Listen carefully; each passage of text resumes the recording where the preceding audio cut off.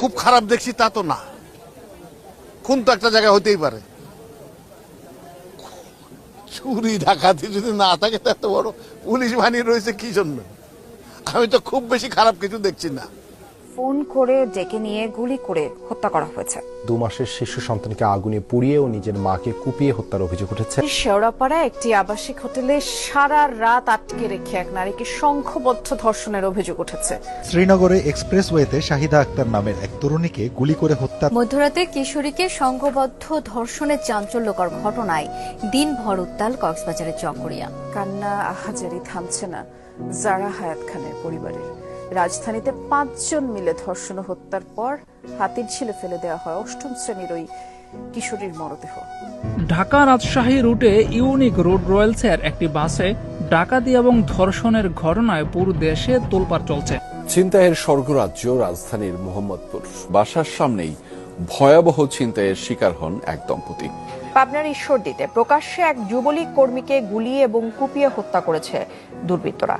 চট্টগ্রামের রাউজানে এক ব্যবসায়ীকে প্রকাশ্যে গুলি করে হত্যা করেছে সন্ত্রাসীরা। মসজিদে ঢুকে নামাজরত মুসল্লিদের উপর হামলা চালানোর অভিযোগ উঠেছে। এ ঘটনায় মসজিদের সেক্রেটারি সহ 4 জন আহত হয়েছেন। দুপক্ষের সংঘর্ষে রণক্ষেত্র খুলনা প্রকৌশল বিশ্ববিদ্যালয় কুয়েট। আহত হয়েছেন অর্ধশতাধিক। খুলনা নগরীর তেঁতুলতলা এলাকায় খুলনা বিশ্ববিদ্যালয়ের শিক্ষার্থী অর্ণব কুমার সরকারকে প্রকাশ্যে গুলি করে হত্যা করেছে দুর্বৃত্তরা। চট্টগ্রামের রাউজানের সাবেক ছাত্রদল নেতা পিয়ার মোহাম্মদ চৌধুরী বাবুকে গুলি করেছে দুর্বৃত্তরা। হাত পা বেঁধে ও চোখে মুখে টেপ মরিয়ে নৃশংসভাবে হত্যা করা সেই ব্যক্তি। নরসিংদীতে দুর্বৃত্তদের গুলিতে নিহত হুমায়ুন কবির নামে এক ছাত্রদল কর্মী। মুন্সিগঞ্জের মহাসড়কে গুলিতে নিহত নারী অন্তঃসত্ত্বা ছিলেন।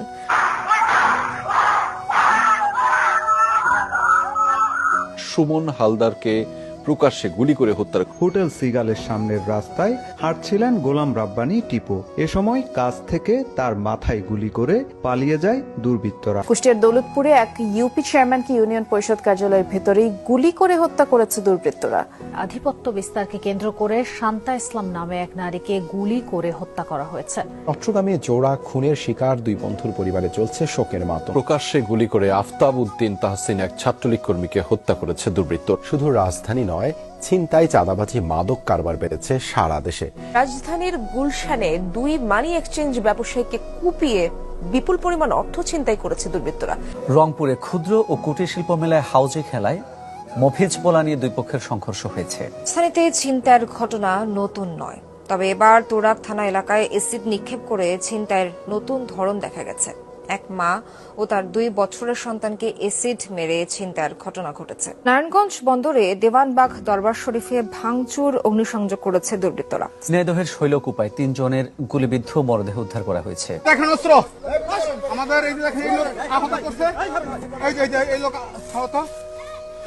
আমি তো হিসাব নিচ্ছি, কোনো অপরাধের পরিমাণ মোটেই বাড়েনি। আমি যদি আগের মতোই হয়েছে। আমি যদি একটা পরিসংখ্যান আপনাকে দিই, গত 6 মাসে বিচার হবে না, সমস্ত কিছু নিয়ে আসতে হবে। মানে গত 6 মাসে ডাকাতির সংখ্যা 50% বেড়েছে। এটা হচ্ছে পুলিশের পরিসংখ্যান অনুযায়ী।